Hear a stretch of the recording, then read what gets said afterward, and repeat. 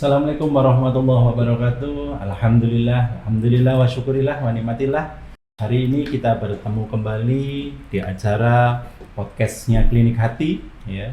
Semoga para sahabat sekalian dimanapun Anda berada mendapatkan kesehatan dan ketenangan batin serta kedamaian, kesejahteraan.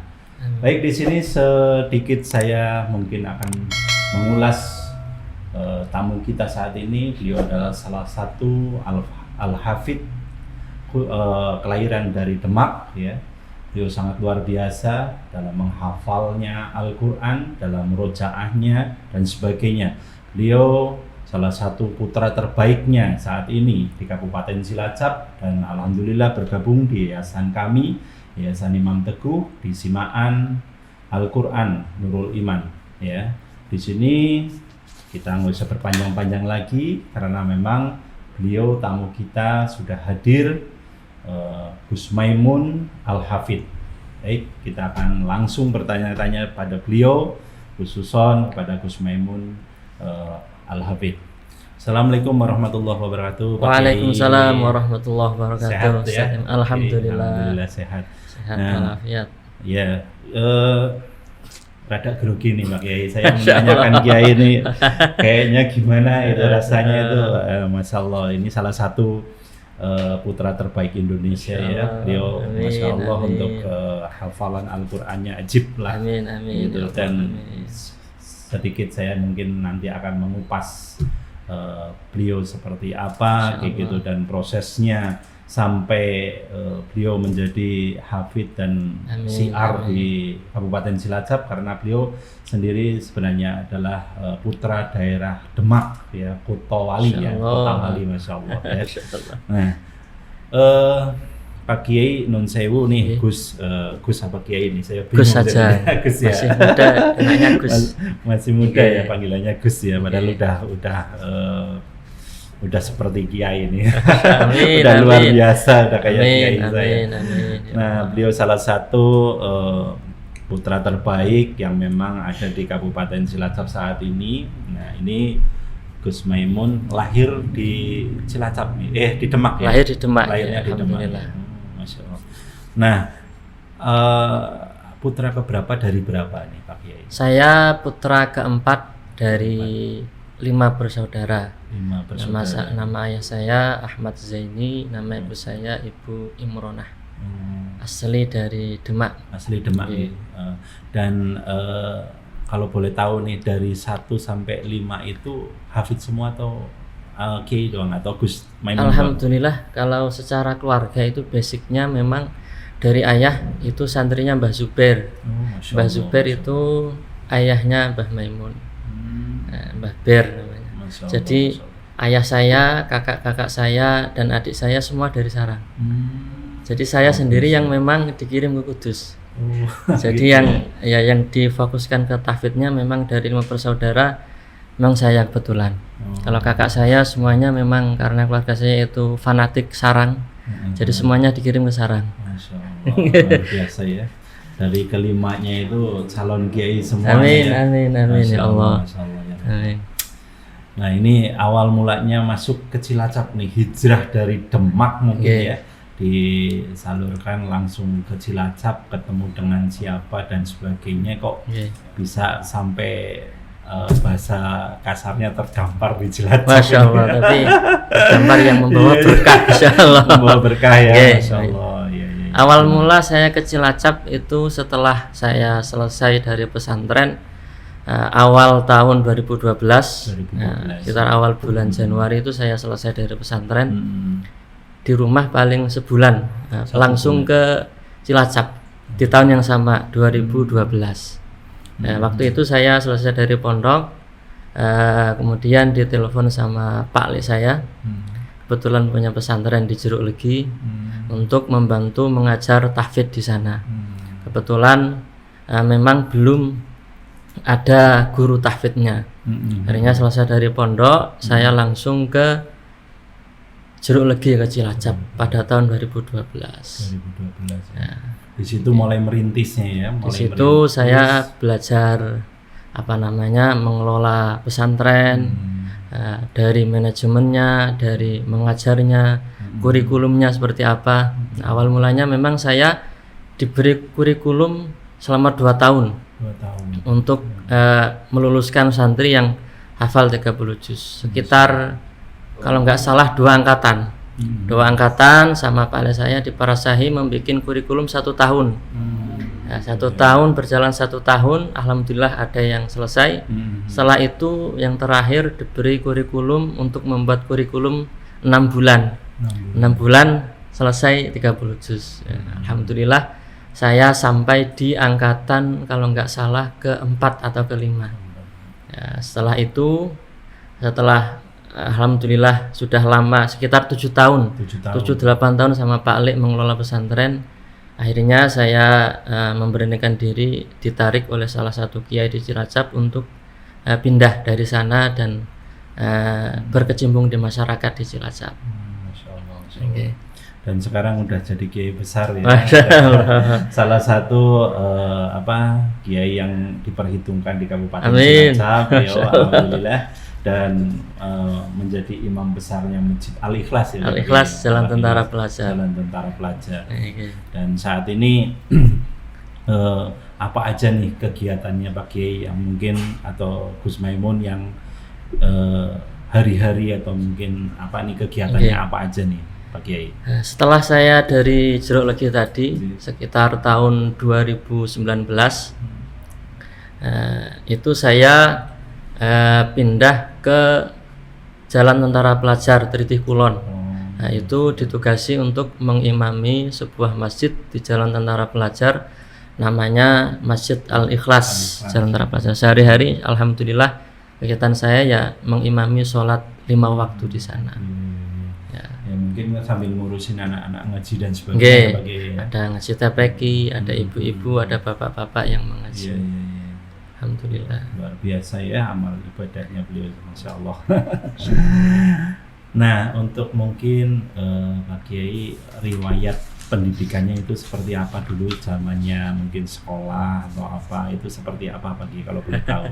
Saya kecil SD di rumah di Demak, di desa Jeleper. Kebetulan ayah saya juga yang mengajar di sana dulu, mengampu pelajaran nahwu sorof ayah saya dulu di sekolahan. Saya ya termasuk ya anaknya ya muridnya ayah saya. Nah, kebetulan setelah dari Demak itu saya disekolahkan di Kudus. Di namanya Madrasah Taswiqut Tulab Salafiyah, namanya Pondok TBS, sekolah Madrasah TBS yang tergabung dalam Yayasan Arwaniyah Kudus, yayasannya Mbak Arwani Kudus. Nah, saya di sana sekolah sampai selesai SMA, kemudian menghafal Al-Quran. Lah, ada cerita menarik ketika saya mulai menghafal Al-Quran itu. Sebetulnya ketika saya dikirim pertama kali ke Kudus itu sama orang tua saya langsung disuruh menghafal. Tetapi ya namanya mungkin saya nakal atau bandel, saya nggak mau, belum kepinginan menghafal. Artinya hanya di pondok ngaji kitab. Artinya waktu itu masih di pondok kitab. Baru setelah liburan pondok, kira-kira bulan Ramadan, biasanya kan libur tanggal 20 ke atas kan pondok libur, saya pulang di rumah. Lah di desa saya itu kalau jam 2 itu ada remaja-remaja yang keliling bawa jidur, bawa musik gitu, tabuhan ada yang kadang bawa jidur, tempolong atau apa itu, sahur lah. Saya bangun gitu sekitar jam 2-an. Bangun kebetulan ya biasa mau ke belakang, umumnya orang kalau bangun kan pengen ke belakang. Kebetulan ketika mau ke kamar mandi itu memang posisi rumah saya itu ketika mau ke kamar mandi pasti melewati musola di rumah. Ada kamar khusus di rumah yang khusus diperuntukkan untuk sholat beribadah, sholat sunnah atau baca Al-Quran di rumah. Ketika saya lewat, saya melihat ibu saya sedang berdoa. Selesai sholat, mungkin selesai sholat, tapi ketika berdoa yang salah satu doanya memang menginginkan saya agar supaya menghafal Al-Quran. Ketika itu saya baru punya keinginan untuk menghafal Al-Quran. Baru setelah Lebaran saya bilang ingin pindah ke khusus pondok tahfidz.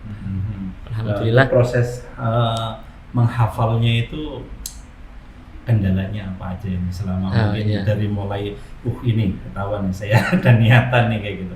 Ini prosesnya nyampe seperti apa nih ngerasain wah ini saya harus seperti ini dan sebagainya. Kalau di Kudus memang ketika pondok tahfidz ketika awal-awal masuk itu yang digembleng dari segi bacaan dan makharijul huruf. Dulu ya. Nah, ketika itu awal-awal masuk memang masih kacau secara makharijul huruf masih kacau dan memang gojlokannya luar biasa. Jadi ketika itu memang sempat nangis, tapi nangisnya nggak di pondok. Saya lari ke makam Mbah Sunan Kudus tuh. Nangis sejadi-jadinya itu, Masya Allah. Ternyata masih ketinggalan jauh ini nangisnya. Akhirnya saya petah-petahkan ahlinya selama kurang lebih berapa tahun ya? 6 tahun saya proses menghafal. Alhamdulillah 6 tahun selesai terus ke Cilacap gitu. Dari saya masuk ke Kudus itu 2002 keluar 2012. Jadi sama sekolah itu, sama proses menghafal. Berarti sampai ibaratnya hafidnya itu kurang lebih 6 tahun. 6 tahun ya. 6 tahun itu udah 6 tahun. Semuanya ya maksudnya hafalan dari mulai ayat pertama sampai 6.666 ayat itu ya. Saya menghafal itu dari mulai juz berapa dulu? Dari awal juz pertama. Juz pertama dulu. Ya. Selama 3 tahun hafal hatam pertama. Kemudian 3 tahun berikutnya proses pengambilan sanad melancarkan. Iya, melancarkan. Baik, luar biasa. Baik sahabat dimanapun Anda berada ya. Hari ini kita kedatangan beliau yang sangat luar biasa, Gus Maimun Al-Hafidz. Hari ini juga semoga aja kita mendapatkan ilmu yang bermanfaat dari mungkin ceritanya atau podcastnya di hari ini. Semoga menjadikan monitor di dalam diri kita dan semangat motivasi yang sangat luar biasa sehingga kita bisa menjadi next hafidz. Amin ya Allah, amin. Dan sebagian besar para hafidz insyaallah rata-rata ya ilmunya itu ilmu padi semua, masya Allah ya. Ilmu padi. Jadi di saat pas benar-benar beliau hafidz luar biasa, dia semakin menunduk dan itulah beliau salah satunya. Amin. Selain kita memang kenal beliau udah jadi imam besar di Al-Ikhlas, tapi selain itu juga hafidz beliau 30 juz alhamdulillah. Amin ya Allah. Dan hari ini kita akan lanjutkan lagi nanti podcast yang berikutnya di kelanjutan yang tentang mungkin gimana nih dan apa nih yang harus motivasi dari beliau agar bisa para sahabat sekalian bisa mengikuti jejaknya beliau. Amin. Itu aja dari saya. Kita break dulu. Selanjutnya kita lanjutkan setelah beberapa menit yang akan datang. Wabillahi taufiq wal hidayah. Wassalamualaikum warahmatullahi wabarakatuh. Waalaikumsalam warahmatullahi. Assalamualaikum warahmatullahi wabarakatuh. Alhamdulillahirabbil alamin. Kita bertemu kembali dengan Gus Maimun yang sangat luar biasa dan masya Allah beliau sosok hafidz yang tidak bisa dipungkiri ya. Luar biasanya beliau itu selain hafidz juga mengembangkan berbagai macam kegiatan keagamaan ya, baik mungkin di masjid maupun di acara-acara keagamaan lainnya yang sering beliau kunjungi ya, karena memang sering beliau diundang untuk acara simaan di mana-mana termasuk di Kabupaten Cilacap di tempatnya Bapak Kapolres dan sebagainya. Beliau adalah sosok yang pilihan kabupaten, pilihan ibaratnya dari sekian banyaknya atau jutaan orang, beliau salah satu yang terpilih. Itu luar biasanya beliau.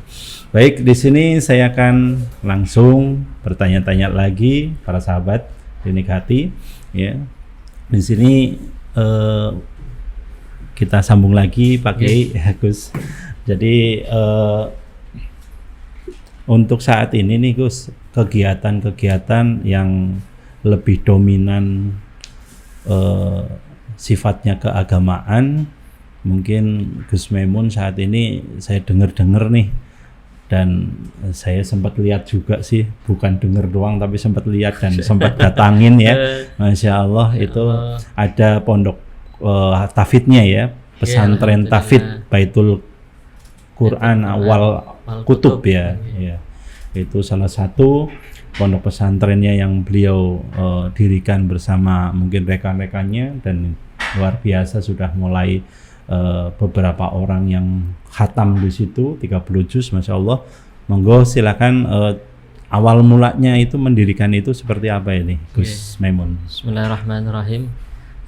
Berkaitan dengan pondok Tafid Baitul Quran Wal Kutub, itu awal mulanya tidak sengaja Ustaz. Alhamdulillah gitu ya. Itu adalah fadl dari Allah Subhanahu wa taala. Jadi ceritanya ketika saya pindah dari Jeruk Legi ke Tentara Pelajar di Masjid Al-Ikhlas itu, memang awalnya ada beberapa santri yang dulu saya ajar di Jeruk Legi mau ikut. Mau ikut, ada beberapa yang ingin meneruskan hafalannya yang belum selesai, kemudian ada juga yang ingin mengambil sanad juga.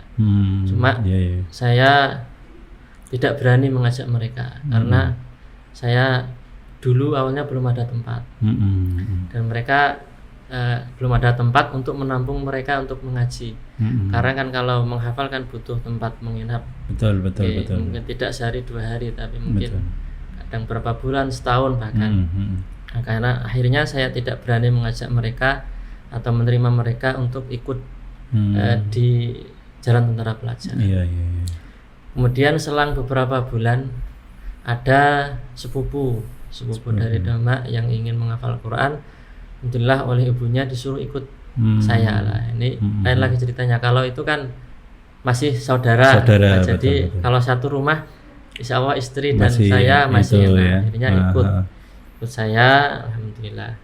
Selang beberapa bulan setelah itu sepupu ikut dengan saya 1 orang dan tinggal di kamar depan rumah itu. Kemudian ada lagi dari Purworejo yang dulu pernah saya ajar, nelpon ke saya mau ikut, melanjutkan hafalannya dengan saya. Akhirnya ada hal demikian, saya punya keinginan untuk membuat 1 kamar sajalah awalnya. 1 kamar, kemudian berikhtiar ngobrol-ngobrol. Alhamdulillah ada orang yang sangat baik mau mengikhlaskan tanahnya untuk dibangun kamar-kamar untuk pondok pesantren. Mewakafkan ya. Masya Allah. Alhamdulillah di tahun 2020 mulai peletakan batu pertama sampai sekarang masih proses pembangunan. Alhamdulillah sekarang sudah ada 1 santri yang selesai 30 juz yang sepupu saya dulu itu. Sekarang baru 4 santri karena memang yang pondok pesantren itu yang baru dipakai baru lantai bawah. Ada 3 kamar, yang atasnya masih pembangunan ya. Masih pembangunan. Alhamdulillah, mohon doa restunya. Amin. Semoga aja lancar ya. Amin. Masya Allah. Baik. Untuk keluarga berarti tinggal di situ ya. Jadi dekat dengan pesantren juga berarti ya. Jadi ngawasinya lebih gampang ya. Bagus ya, Masya Allah. Sudah punya anak ya? Anak alhamdulillah sekarang 2 ya, Masya Allah. Nomor 1 laki-laki, nomor 2 perempuan. Lengkap ya, Masya Allah. Semoga aja jadi hafidh-hafidhah. Amin. Kalau nama pesantren dulu awalnya mau saya namakan Baitul Quran saja untuk khusus tahfidz, tapi dari ayah menambahi Wal Kutub. Harapannya nanti selain kegiatan tahfidz juga nanti harapannya ke depan ada pembelajaran kitab-kitab salaf juga di sana. Masya Allah. Itu titipan ayah, jadi mau nggak mau harus ditambahi Wal Kutub. Mungkin itu doa dari orang tua. Doa dari orang tua. Saya dengan kapasitas yang terbatas, mungkin hanya sedikit yang kami mampu, ya kita berusaha semampunya. Untuk pengalaman Gus Memun sendiri nih, selama mungkin menghafalkan sampai mungkin saat ini sudah hafal dan selalu berusaha untuk mempertahankan hafalannya serta aktivitas kesana kemari mungkin sering diundang untuk simaan dan sebagainya.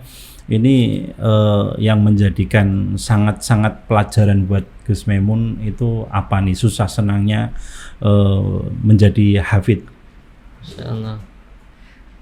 Kalau menjadi hafid itu memang saya kembalikan semua itu adalah fadl dari Allah Subhanahu wa taala lewat doa dari ibu saya tadi.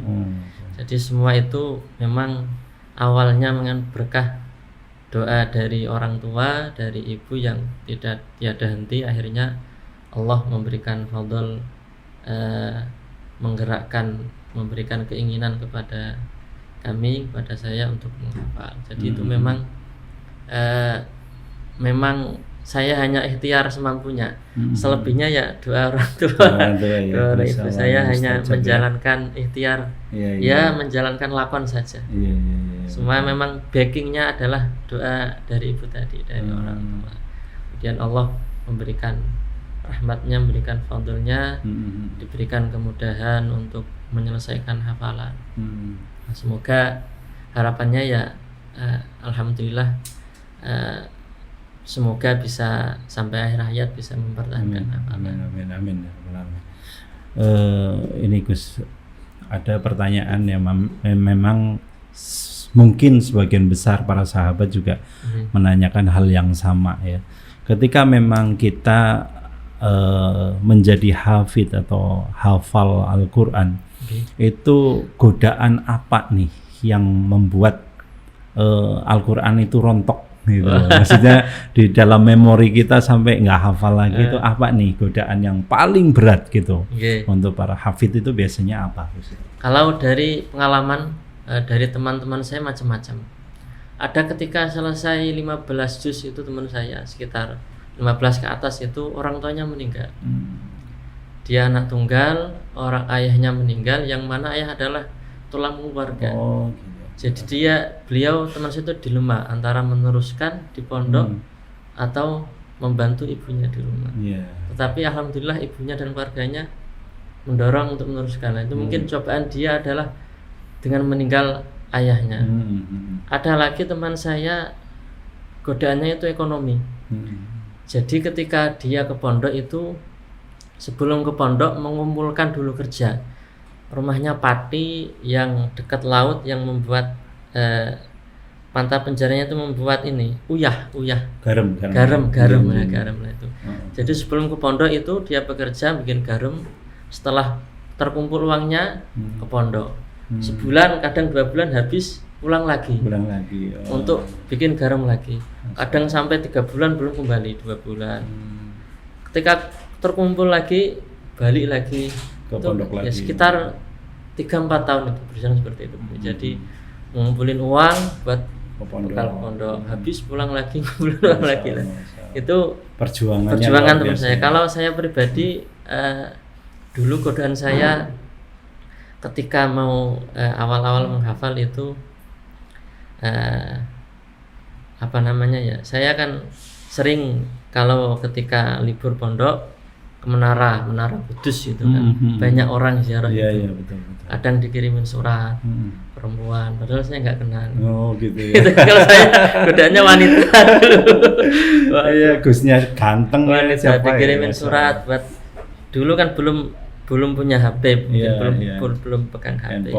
Dikasih kertas kecil lah, diajak ketemuan di toko makan mana itu.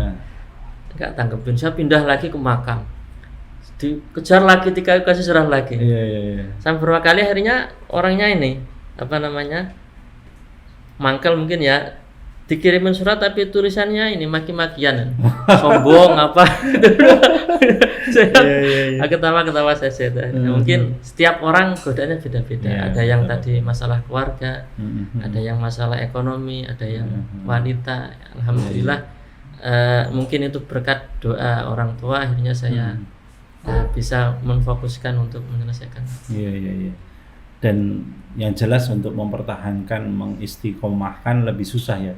Ketika memang kita sudah hafid, apalagi sekarang disibukkan harus mengurus masjid, mengurus mungkin madrasah atau keluarga, anak, istri dan sebagainya, terutama masalah perekonomian dan sebagainya, itu pastinya itu akan tambah berat bebannya gitu ya. Itu gimana itu untuk mengantisipasi seperti itu ngakalin kayak gitu itu gimana ya? Kalau yang pertama untuk dari segala masalah keluarga, untuk kebutuhan keluarga, terus memenuhi keinginan masyarakat jamaah itu, untuk yang pertama saya serahkan saya serahkan semuanya kepada Allah Subhanahu wa taala. Artinya ketika saya menjaga hafalan, mengaji Al-Qur'an itu saya hanya ikhtiar saja. Ikhtiar menjaga hafalan, dan selebihnya saya serahkan kepada Allah Subhanahu wa taala yang semoga memberikan fadl untuk terjaga hafalan kita. Jadi agar hati kita itu tenang, memang semuanya kita serahkan kepada Allah, tetapi tetap kita ikhtiar semampu kita. Kalau dari Kudus itu, dari Mbah Arwani itu setiap seminggu sekali hatam. Seminggu sekali hatam. Itu yang rutinitas yang dilakukan santri-santri dari Mbah Arwani dari Kudus, itu memang seminggu sekali hatam. Andaikan kita diberikan kelancaran atau hafalan yang kuat, kita serahkan pada Allah Subhanahu wa taala. Tugas kita hanya istiqomah membacanya. Ya, karena kalau kita mengandalkan diri kita, rasa-rasanya tidak mampu. Nggak mampu ya. Masya Allah. Baik, mungkin para sahabat Klinik Hati dimanapun Anda berada, khususnya Klinik Hati Podcast, dan hari ini kita kedatangan Gus ya, yang notabene memang luar biasa, ditambah lagi ceweknya juga dulu banyak yang suka sampai dia kirim surat, tapi Masya Allah ya, berkat keteguhannya beliau itu fokus kepada Al-Quran, sampai cewek-cewek pun akan tergeser kembali ya oleh kecintaan Al-Quran. Nah, ini kita salah satunya kita akan mendengarkan beliau melantunkan ayat-ayat Allah ya, mungkin akan dibacakan yang insya Allah bacaannya pasti bisa tersentuh ke hati dan sebagainya. Mari kita mendengarkan beliau untuk melantunkan ayat-ayat Allah yang tentunya membuat hati kita lebih tenang, lebih tentram, lebih damai. Mari kita dengarkan secara langsung. Insyaallah, mohon izin Ustaz. Monggo. A'udzu billahi minasy syaithanir rajim. Bismillahirrahmanirrahim. Wa basyiril ladzina amanu wa 'amilus shalihati anna lahum jannatin tajri min tahtihal anhar كلما رزقوا منها من ثمرة رزقا قالوا هذا الذي رزقنا من قبل وأتوا به متشابها ولهم فيها أزواج مطهرة وهم فيها خالدون. Shadaqallahul azim. Nah, ayat ini salah satu ayat favorit saya karena di antara artinya adalah sangat luar biasa, yang menginspirasi kami untuk melakukan berbagai amal yang semoga tergolong amal soleh, amal ketaatan. Karena di situ Allah memberikan kabar gembira. Yang pertama, wabasyiril ladzina amanu, kepada orang-orang yang beriman. Alhamdulillah kita semua diberikan anugerah yang terindah oleh Allah berupa keimanan kita, maka kita bersyukur. Wabasyiril ladzina amanu wa 'amilus shalihat. Orang yang beriman dan yang beramal solih diberikan kabar gembira, annalahum jannat. Wabasyiril ladzina amanu wa 'amilus sholihati annalahum jannah. Jadi berikan kabar gembira akan diberikan surganya Allah Subhanahu wa taala, Masya Allah. setidaknya dengan 2 syarat tadi yang ada di ayat ini, yakni berupa keimanan. Alhamdulillah kita semua sudah mendapatkan anugerah keimanan. Yang kedua, syarat yang kedua adalah dengan action amal soleh, wa amilus soleh. Jadi tidak hanya keimanan saja, tetapi ada amal solehnya. Makanya semoga inilah yang menginspirasi saya, diantaranya adalah adanya pesantren. Semoga menjadi ladang, menjadi sawah yang harapannya bisa menjadi amal soleh yang bisa kita nikmati, yang bisa kita panen kelak ketika kita sudah meninggal. Amin amin ya Allah. Jadi amalan jariah ya Gus. Nah semoga aja.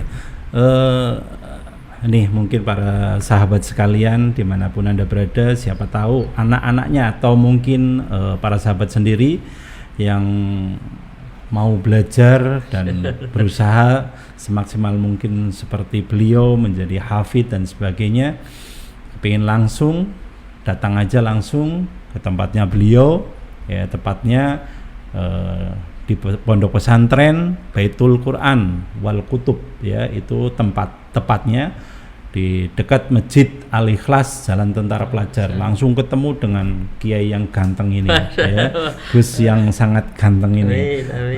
Masya Allah. Jadi silakan siapapun juga para sahabat sekalian, khususnya yang di Kabupaten Cilacap atau mungkin yang di Jawa Tengah atau mungkin para sahabat yang di luar negeri sekalipun, ya silakan kalau mau bergabung di pondok tafidnya beliau, ya itu ada di Jalan Tentara Pelajar Cilacap, ya di Masjid Al Ikhlas. Langsung ketemu dengan beliau dan biar nggak penasaran lagi nih, ya para sahabat ya, mungkin ini khususnya yang cewek jadi termotivasi nih.